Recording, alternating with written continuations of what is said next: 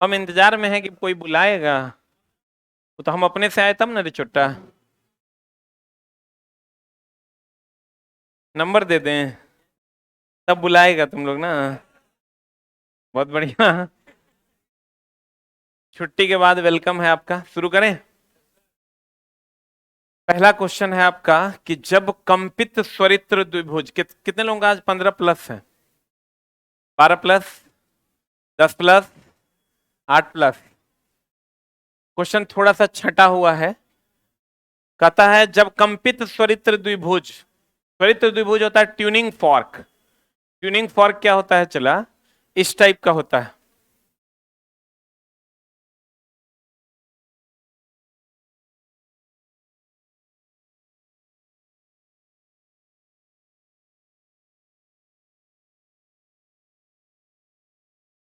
इस टाइप का होता है ट्यूनिंग फॉर्क। जब इसको बजाते हैं तो टन टन टन बोलता है। जब इस पे ये अपनी स्वाभाविक आवृत्ति से कंपन करता है और जब इस पर हम बल लगाते हैं तब ये, जैसे ये अभी कंपन कर रहा है, और जब इस पर हम लोग बल लगाते हैं तो ये महत्तम आयाम के साथ कंपन करने लगता है, फोर्स के अधीन वाइब्रेशन करने लगता है। इसी को हम लोग फोर्स वाइब्रेशन कहते हैं। नहीं समझा? अगर इसको हम लोग जबरन कंपन कहते हैं, दैट इज प्रणोदित कंपन।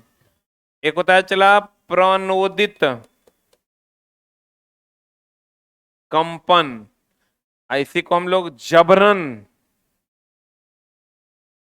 कंपन कहते हैं, या इसी को हम लोग फोर्स्ड वाइब्रेशन कहते हैं। लिखिएगा, हेडिंग बनाइए और तब लिखिएगा। लिखाएं?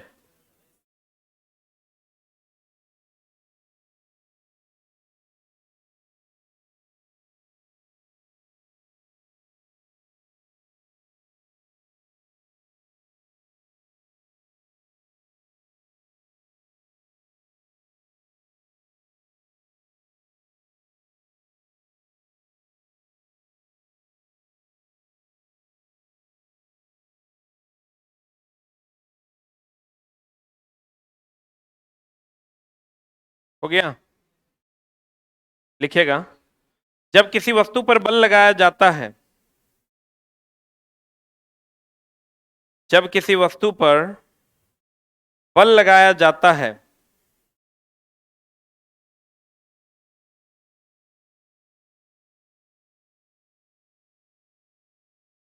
जब किसी वस्तु पर बल लगाया जाता है तो वह वस्तु बल के अधीन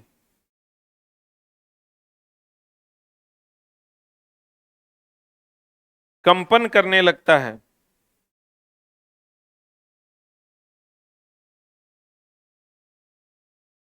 वह वस्तु बल के अधीन कंपन करने लगता है, जिसे प्रणोदित कंपन कहते हैं।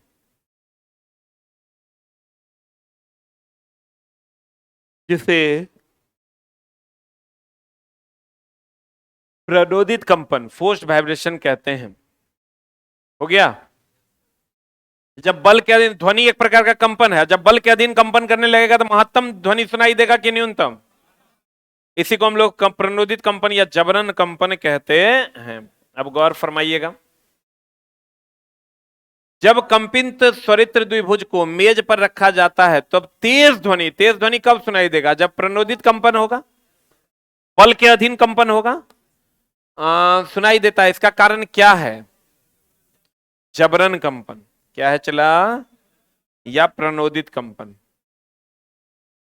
दिशा ज्ञात करने के लिए, किसकी दिशा? विद्युत मोटर में चुंबकीय क्षेत्र के कुंडली के घूर्णन की दिशा, यही ना? पता कौन नियम? फ्लेमिंग के बाएं की दाएं? फ्लेमिंग के बाएं हाथ का नियम किसके लिए है? मोटर के लिए। और दाएं हाथ का नियम किसके लिए है? जनरेटर के लिए। अब मोटर में यह गति या बल की दिशा को बताता है, जनरेटर धारा या ईएमएफ की दिशा को बताता है। दाएं हाथ के अंगूठे का नियम चुंबकीय क्षेत्र की दिशा को बताता है। किसकी दिशा को बताता है? चुंबकीय क्षेत्र की दिशा को बताता है। रुक रुक न रे, कहते हैं दाएं हाथ के अंगूठे का नियम, ये चुंबकीय क्षेत्र की दिशा को बताता है। किसको बताता है? अब फ्लेमिंग के बाएं हाथ का नियम मोटर के लिए, दाएं हाथ का नियम जनरेटर के लिए, तो जनरेटर में तो धारा या ईएमएफ निकलता है, उसकी दिशा को बताता है। अब मोटर गति या बल की दिशा को, अंगूठे का नियम जो होता है वो किसकी? चुंबकीय क्षेत्र को। अंगूठे का नियम कहता है अगर दाएं हाथ के अंगूठे को, दाएं हाथ में किसी चालक तार को इस प्रकार पकड़ा जाए कि अंगूठा चुंबकीय विद्युत धारा की दिशा को दर्शाए तो ये चुंबकीय क्षेत्र को दर्शाए, ये नियम है। तो चला जी, अब विद्युत मोटर में जब ये मोटर कह दिया तो आंसर बताइए क्या हो जाएगा? बाएं हाथ का नियम हो जाएगा। ऐसे भी याद ना रहे, जनरेटर को किस हाथ से स्टार्ट करते हैं? राइट हैंड से ना, तो जनरेटर में राइट हैंड रूल लगेगा, मोटर में लेफ्ट हैंड रूल। हो गया?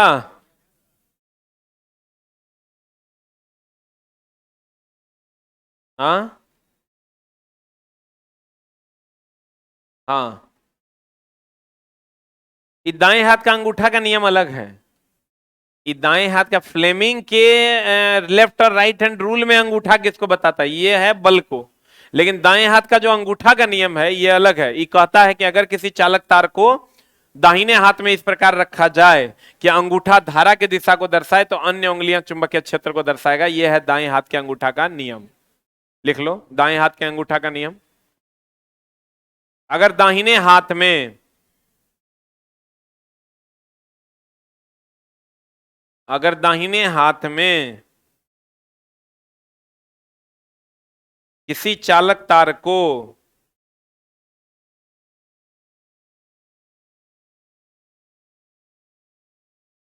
इस प्रकार रखा जाए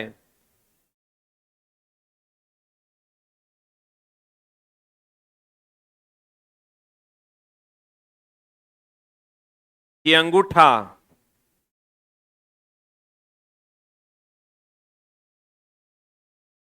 अंगूठा बल की दिशा को,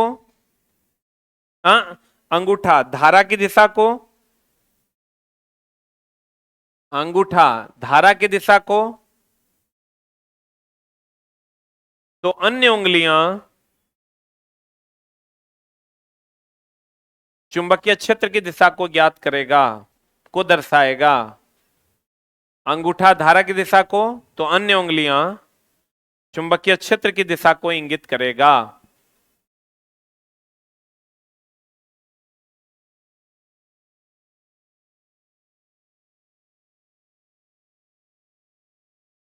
पता चला श्वसन कैसी प्रक्रिया है? कुछ लोग कहेंगे ऑक्सीकरण प्रक्रिया है। ऑक्सीकरण भी है, ऑक्सी श्वसन भी होता है, अनऑक्सी श्वसन भी होता है। बोलन रे, ऑक्सी श्वसन जिसमें ऑक्सीजन की उपस्थिति में श्वसन हो, अनऑक्सी श्वसन जिसमें ऑक्सीजन की अनुपस्थिति में श्वसन हो।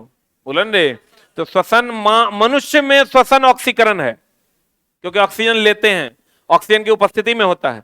लेकिन अन्य बहुत सारे जगहों पर अनऑक्सी श्वसन भी होता है। बोलन रे, मनुष्य में अगर कहेगा श्वसन ऑक्सीकरण है, लेकिन अगर यहां श्वसन की बात करें कैसी प्रक्रिया है तो ये अपचयी प्रक्रिया है। कौन प्रक्रिया है? क्योंकि श्वसन एक प्रकार का दहन है। अपचयी का मतलब रिड्यूस करना, मतलब कम करना होता है। आरोही होगा नहीं तनुकरण, तनुकरण मतलब पतला करना, आरोही मतलब बढ़ना, अवरोही मतलब घटना। संश्लेषणात्मक तो हो गया प्रकाश संश्लेषण। कौन संश्लेषण? तो श्वसन कैसी प्रक्रिया मानी जाती है? अपचयी। मनुष्य में श्वसन कैसा है? ऑक्सीकरण। अगर कह देगा श्वसन, तो श्वसन चला, ऑक्सीकरण भी है, ऑक्सी एंड अनऑक्सी, ऑक्सी या अनऑक्सी दोनों है। लेकिन मनुष्य में श्वसन अगर कहेगा, मनुष्य में श्वसन अगर कहेगा तो क्या कहेंगे इसको? ऑक्सी होता है। मनुष्य में श्वसन क्या होता है चिला? ऑक्सी होता है। या मनुष्य में श्वसन एक ऑक्सीकरण अभिक्रिया है।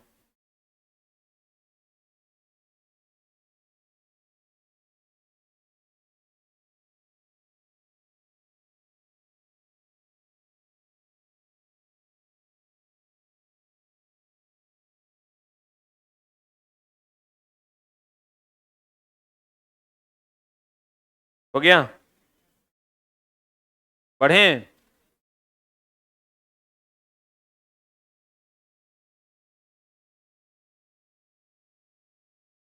पेट्रोलियम को कहा जाता है, बता, नवनीकरणीय कि अनवनीकरणीय?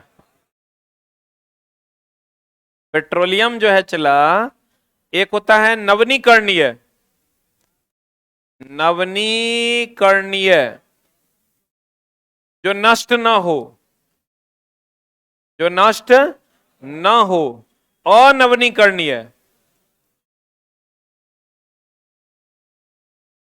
जो नष्ट हो। तो बताओ, एक minute, hold on hold on hold on. कोयला जो है, पेट्रोल जो है, ये नष्ट होगा कि नहीं होगा? इसका मतलब नष्ट होगा या अनवनीकरणीय है? अनवनीकरणीय कोई गैर नवनीकरणीय भी कहते हैं। तो बताओ, इन नवनीकरणीय तो होगा नहीं, नवनीकरणीय तो होगा नहीं, गैर नवनीकरणीय संसाधन है, क्योंकि इसे कारखाने में नहीं बनाया जा सकता, क्योंकि इसे उत्पन्न करने वाली स्थितियां अब मौजूद नहीं है। आंसर क्या होगा? डी, कारखाने में तो अभी भी बनाया जा रहा है, पेट्रोलियम से पेट्रोल डीजल अभी भी बनाया जा रहा है।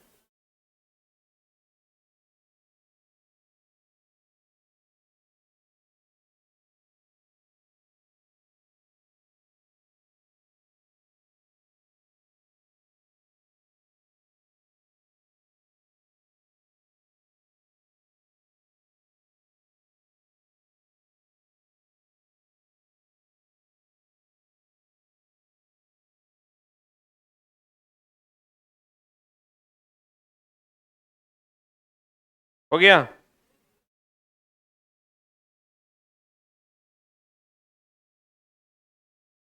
हाँ जी। हाँ, तो हर ससुर रखा है होगा। ऐसा ऐसा कॉन्फिडेंस देता है ना।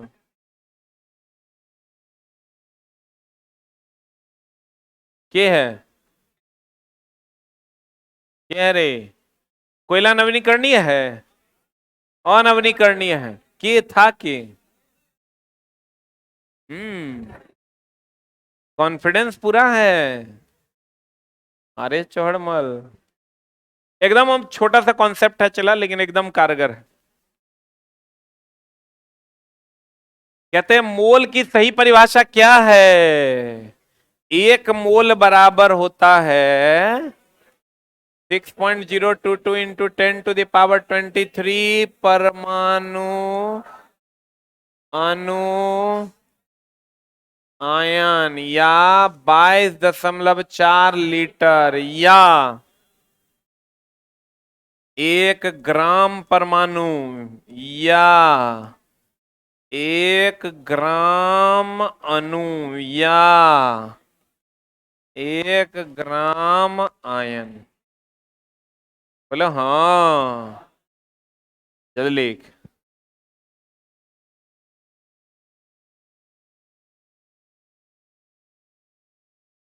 आज की रात आना ना भूलें, 9:15 में बीएसएससी मैगजीन पार्ट 1 का लास्ट क्लास। इसके बाद कल से आपका बीएसएससी मैगजीन पार्ट 2 स्टार्ट हो जाएगा, और मैगजीन ऑलरेडी मार्केट में उपलब्ध हो चुका है।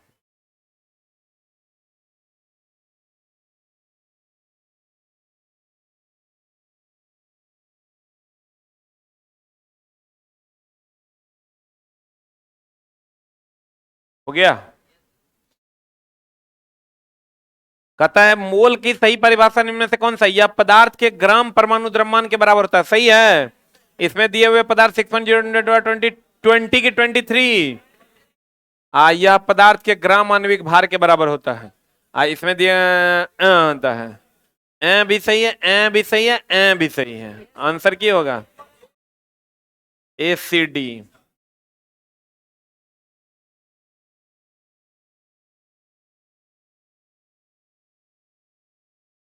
अगला क्वेश्चन आपकी सेवा में उपलब्ध है।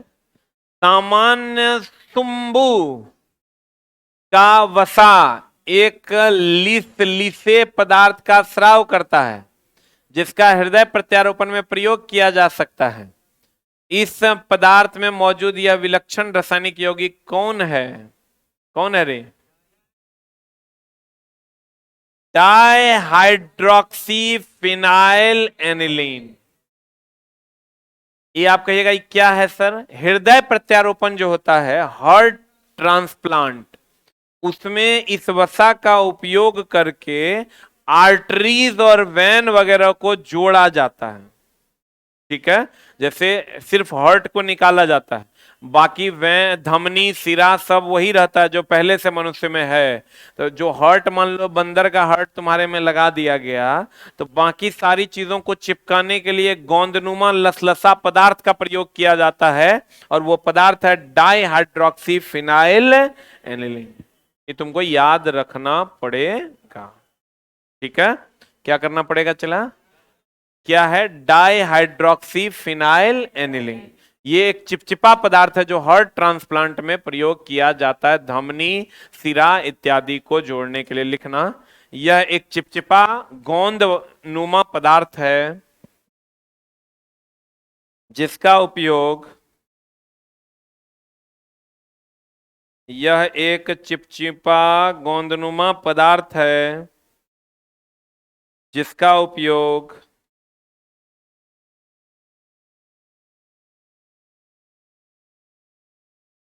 हृदय प्रत्यारोपण में धमनी और सिराओं को जोड़ने के लिए किया जाता है। धमनी और सिराओं को जोड़ने के लिए किया जाता है। Dihydroxy phenyl aniline, dihydroxy phenyl aniline, dihydroxy phenyl aniline का उपयोग हृदय में से धमनी और सिराओं को जोड़ने के लिए किया जाता है।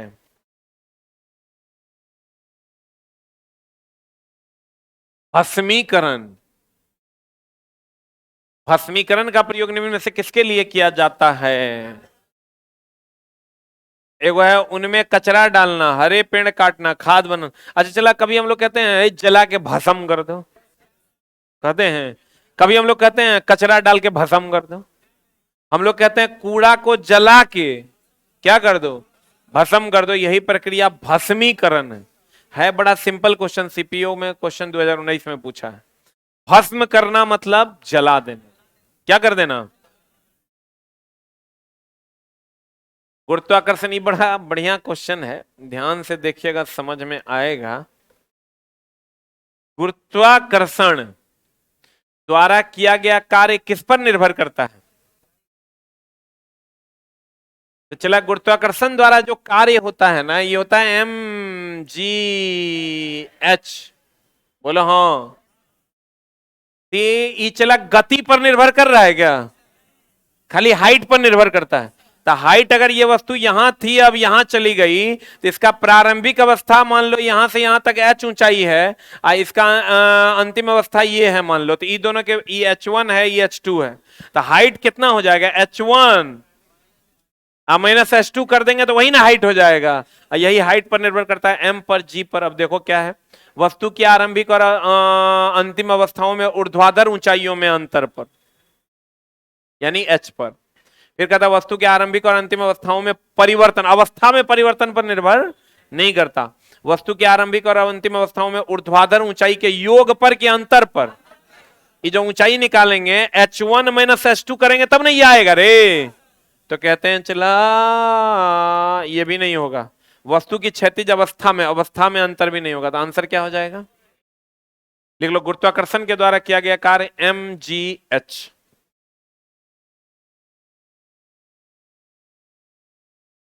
गुरुत्वाकर्षण के द्वारा किया गया कार्य mgh। कहता चला निम्नलिखित में से कौन सा ग्रीन हाउस गैस या गैस जो ओजोन परत को नष्ट करता है? क्लोरोफ्लोरोकार्बन। अगर हम थोड़ा खोजना है, देखो क्लोरोफ्लोरोकार्बन आंसर। ये फॉर्मूले है सीएफसी का, जो हम लोग सीएफसी बोलते हैं ना, दैट इज क्लोरोफ्लोरोकार्बन। बोलो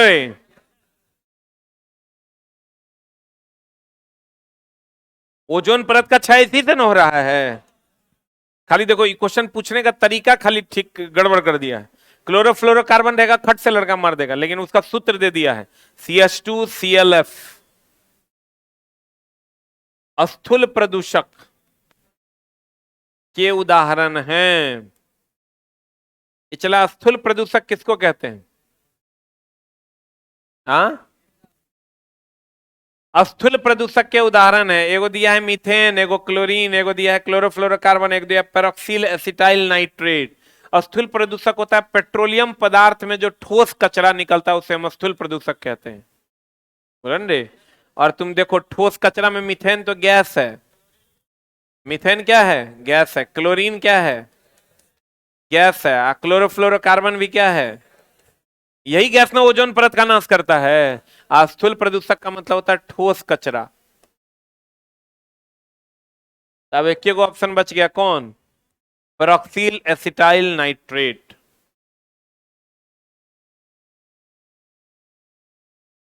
हो गया।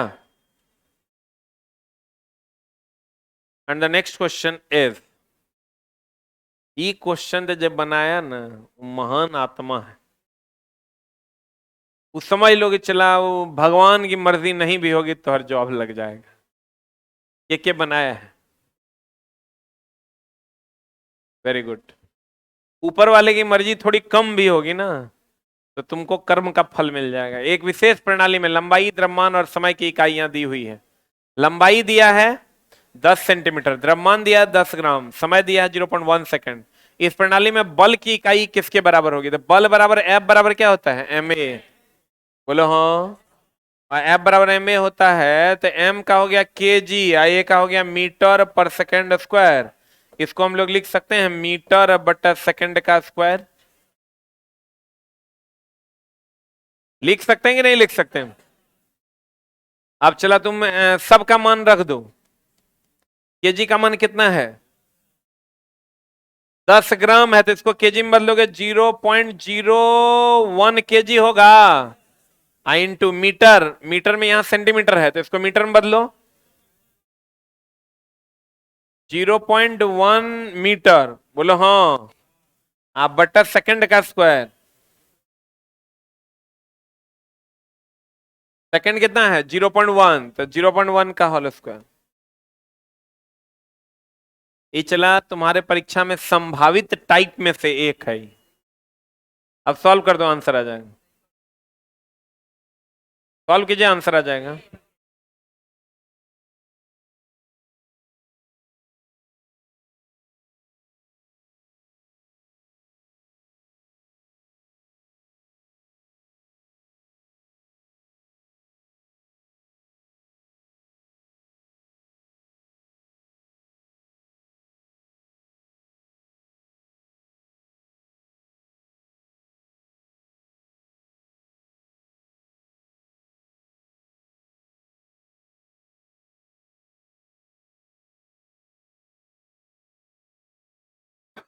हो गया। कितना है आंसर? सॉल्व होगा कि ना? ई कट जो तो 0.1 आ जाएगा। आप लोग बिहार एसएससी का फॉर्म भर दिए हैं ना? कितने लोग भर दिए हैं? कितने लोग का पेमेंट फंस रहा है? शुक्रवाहिका मूत्र मार्ग नामक एक सामान्य मार्ग बनाने के लिए डैश से आने वाली एक नली के साथ जुड़ा रहता है। मूत्राशय से आने वाली नली के साथ जुड़ा होता है।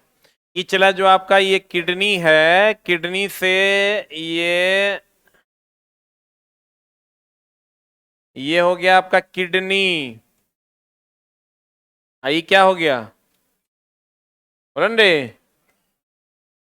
मूत्राशय, मूत्रवाहिनी, आई हो गया, मूत्राशय आई, हाँ, मूत्रमार्ग,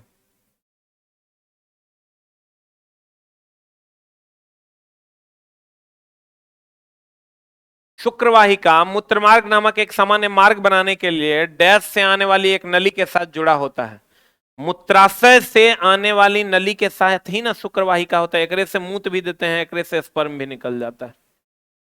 बोलन रे, कहते हैं शुक्रवाहिका मूत्रमार्ग नामक एक सामान्य मार्ग बनाने के लिए डैश से आने वाली एक नली के साथ जुड़ा होता है। मूत्राशय से जो नली निकलता है, ये जो मूत्रमार्ग निकलता है, इसी से ना शुक्रवाहिका भी जुड़ी हुई होती है, बोलन, जिसको स्पर्म का निकलना कहते हैं।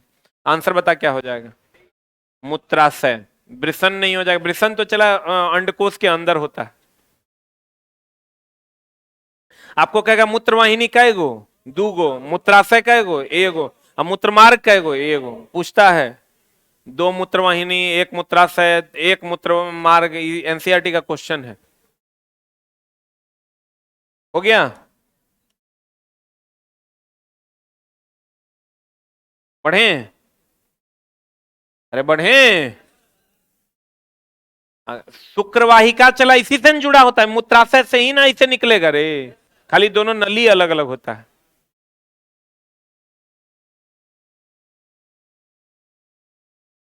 अस्थिर क्वाथी मिश्रण, ये चला एकदम नया क्वेश्चन है आपके लिए, इसका डिफिनेशन दिया हुआ है क्वेश्चन में।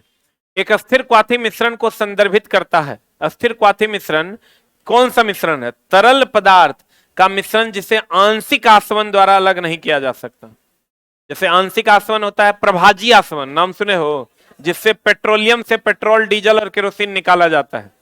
बोलन रे, अस्थिर क्वाथी मिश्रण होता है पेट्रोलियम पदार्थ जिसको आप प्रभाजी आसवन विधि से अलग नहीं कर सकते। लिखना पेट्रोलियम पदार्थ, घेर के लिखना, अस्थिर क्वाथी मिश्रण पेट्रोलियम पदार्थ जिसे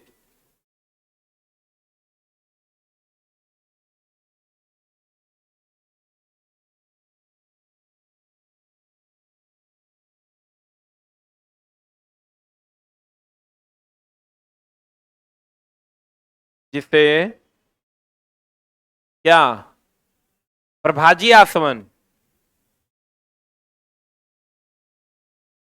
अर्थात आंशिक आसवन विधि द्वारा, अर्थात आंशिक आसवन विधि द्वारा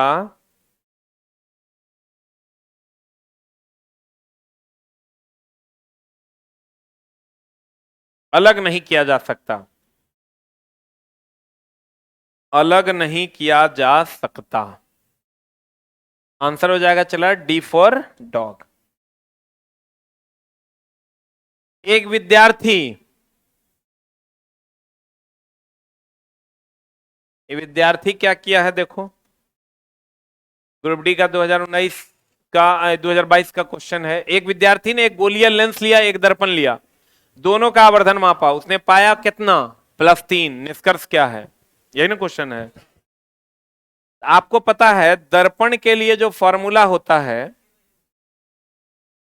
आवर्धन बराबर होता है -v/u, और लेंस के लिए जो फॉर्मूला होता है आवर्धन का, वो होता है m बराबर v/u।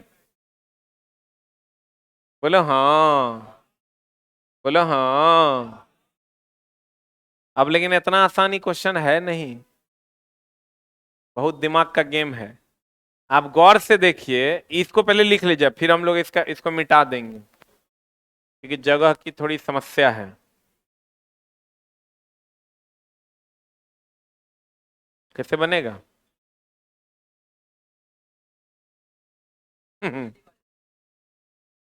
झोल तो है, रुक न रे, यानी हमरो पढ़ाने दो।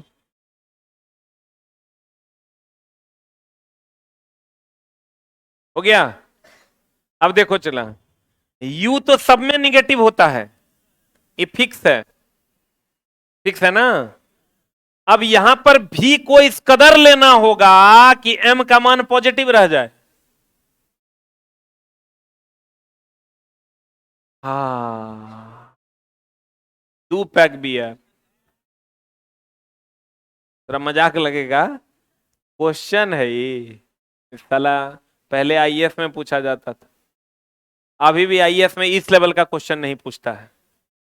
जो लेवल का क्वेश्चन है, इस लेवल का क्वेश्चन अभी भी आईएएस में नहीं पूछा जाता है।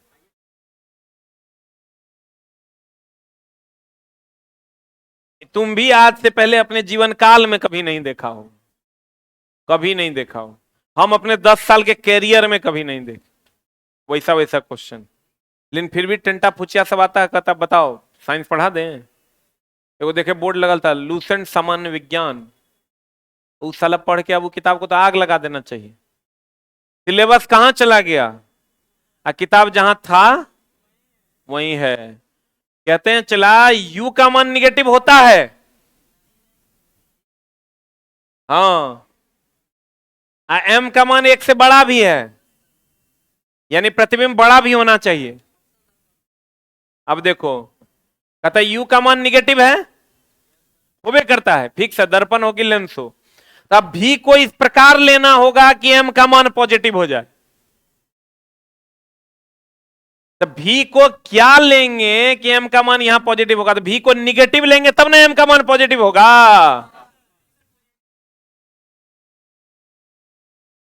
पॉजिटिव लेंगे तब होगा। हाँ, यू तो ऑलरेडी निगेटिव है, तो निगेटिव निगेटिव पॉजिटिव हो गया। अब भी को पॉजिटिव लेंगे तब नहीं पॉजिटिव बचले रह जाएगा। साधारण लोगों के दिमाग के बस की बात नहीं है, लगाना भी मत, फेल हो जाएगा। यू का मान निगेटिव है, लेते होबे करता है। यू का मान क्या होता है, यू का मान, यू का मान निगेटिव होबे करता है, फिक्स है। तब एम को पॉजिटिव करने के लिए ई निगेटिव होबे करता है, निगेटिव आई निगेटिव पॉजिटिव हो गया है, इसका मान पॉजिटिव लेंगे तब नहीं पॉजिटिव बचबे करेगा। तो यानी भी का मान ओवरऑल क्या लेना है, पॉजिटिव लेना है। बोलो अब भी का मान पॉजिटिव कब आएगा,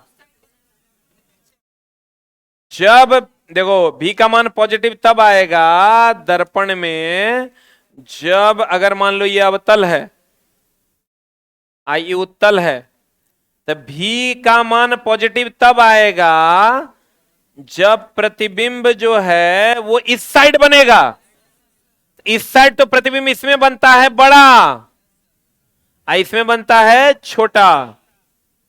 इसमें प्रतिबिंब क्या बनता है, बड़ा, इसमें बनता है छोटा। तो दोनों में भी पॉजिटिव होता है, लेकिन m का मान चूंकि 1 से बड़ा है तो अवतल दर्पण लेना होगा, तब ना उसमें बड़ा प्रतिबिंब, तब नहीं m का मान 1 से बड़ा। हमरा गाली नहीं देना, हाँ हमसे पढ़े हो तब नहीं बन रहा है तो हमरा गाली दे सकता है, तब समझ में नहीं आ रहा है तो गाली दे सकता है। हम तो ही पढ़ाए हैं m का मान 1 से बड़ा है, इसका मतलब प्रतिबिंब बड़ा बनेगा। अब प्रतिबिंब बड़ा किसमें बनता है, अवतल में, इसलिए आंसर हो जाएगा अवतल दर्पण। और अब बच गया लेंस, तो लेंस की अगर हम बात करें तो इसका मान निगेटिव है, ये पॉजिटिव कब होगा, जब ये निगेटिव हो जाएगा। बोलो ई निगेटिव। अगर लेंस की बात करें तो लेंस में एक होता है उत्तल लेंस और एक होता है अवतल लेंस। तो अवतल लेंस में तो प्रतिबिंब इसी साइड बनता है, बोलो ने इस साइड बनता है, तो हमको इसका मान ये निगेटिव होबे करता है, ये भी निगेटिव लेना होगा। तो प्रतिबिंब तो इस साइड बनता है लेकिन छोटा बनता है, इसमें जो प्रतिबिंब बनता है इस साइड वो कैसा बनता है, बड़ा बनता है। तो बड़ा ही ना लेना पड़ेगा तब ना 1 से बड़ा आएगा, आंसर हो जाएगा उत्तल लेंस। तो अगर नहीं समझ में आया तो हमको तुम आदेश दो, हम इसका 10 क्वेश्चन पहले करवाएंगे एक दिन लगातार इसी टॉपिक का, तब 11वां नंबर में ये क्वेश्चन रखेंगे, तब थोड़ा समझ में आ जाएगा। मंजूर है, मंजूर है। 2 दिन पढ़ाएंगे, एक दिन नहीं होगा, 2 दिन पढ़ाएंगे। एक दिन चिन्ह परिपाटी क्लियर कर देंगे, लेंस दर्पण का सवाल बता देंगे, और दूसरे दिन सिर्फ आवर्धन का 10 सवाल बताएंगे। मंजूर है तो बोलो, मंजूर है, ठीक है तो कल कर देंगे। एक दिन नॉर्मल चीजें बताएंगे, 10 क्वेश्चन रहेगा कल भी और 10 क्वेश्चन रहेगा परसों। मंजूर है ना। बोलन रे, हो सकता है 8 रहे। ई चला हमको एक क्वेश्चन पढ़ाने के लिए 40 मिनट चाहिए, तब थोड़ा पढ़ा देंगे, सवाल एग्जाम हॉल में बनेगा। तुम कहोगे आप ही को 40 मिनट लगेगा, तो हम कितना देर में, तुम 1 मिनट में बना देगा।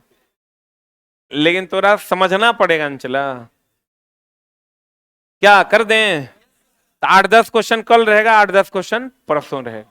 थ्योरी भी बता देंगे और क्वेश्चन भी सॉल्व करवा देंगे, तो काम हो जाएगा। इस बार का सबसे हाईलाइटेड टॉपिक रहा ही।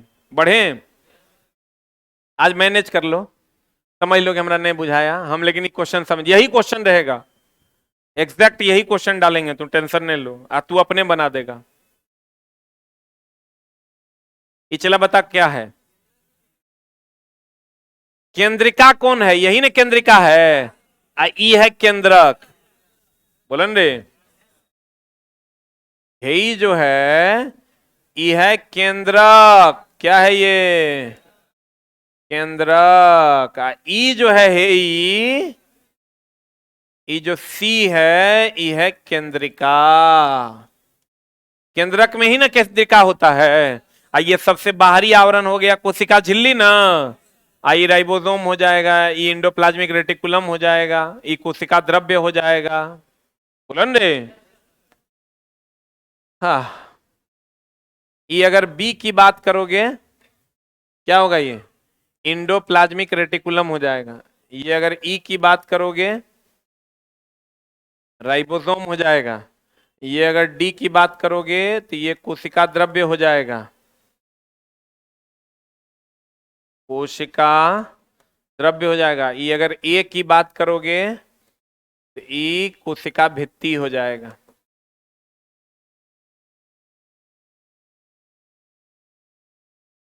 कुछ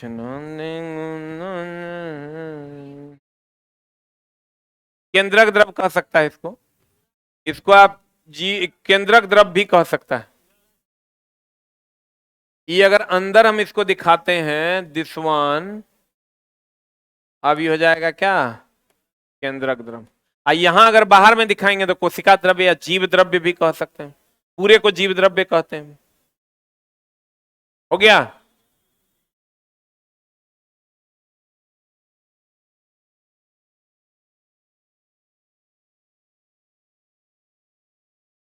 पढ़े हो राजा?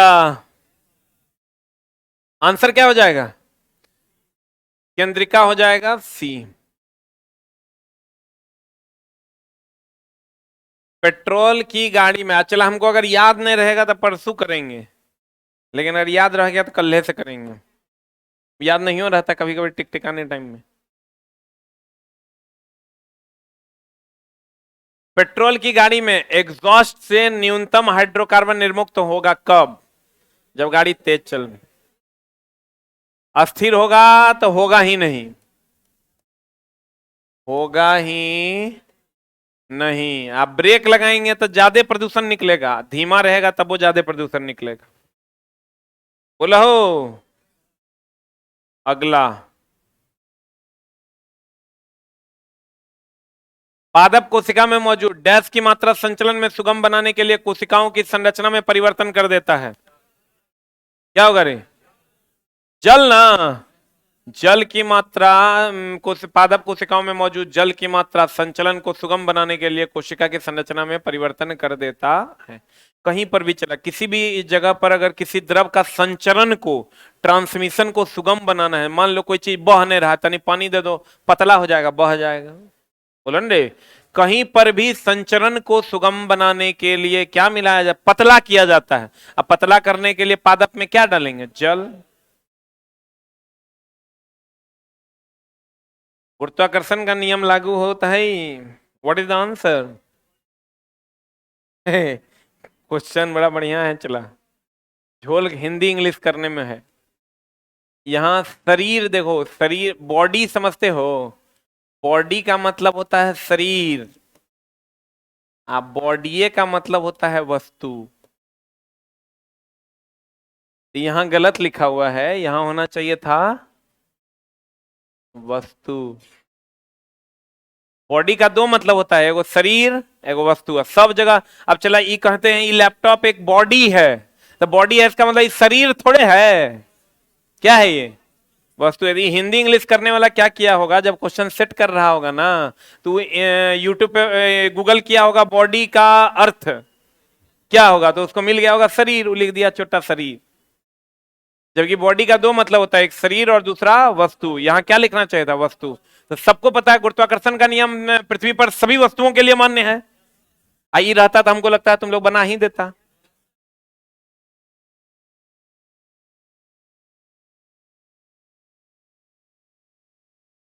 ना ना ना ना, हाँ, ये कुर्सी का बॉडी मानव का शरीर हो जाएगा।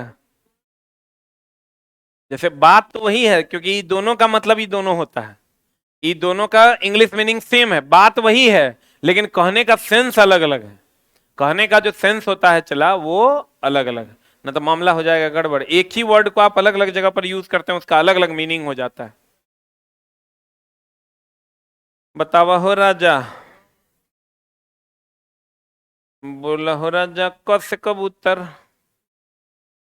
कहते हैं प्रजनन, कौन चला, प्रजनन ऊतकों की परिपक्व होना शुरू हो जाने पर सामान्य रूप से शरीर का विकास कम होने लगता है। किशोरावस्था की इस स्थिति को क्या कहा जाता है, क्या कहा जाता है, यौवन, यौवन कहा जाता है। बोलो रे।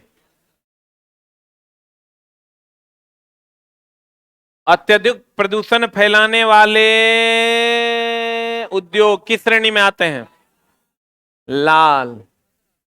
काला नहीं है, सबसे कम प्रदूषण फैलाता है पीला। सबसे कम प्रदूषण फैलाता है पीला। आज की रात 9:15 में आपकी सेवा में उपस्थित हैं 50 क्वेश्चन। समय मिले तो हमारे साथ कुछ पल बिताइए। Thank you very much. और पार्ट 2 चला, मार्केट में अवेलेबल है, आप पार्ट 2 ले सकते हैं।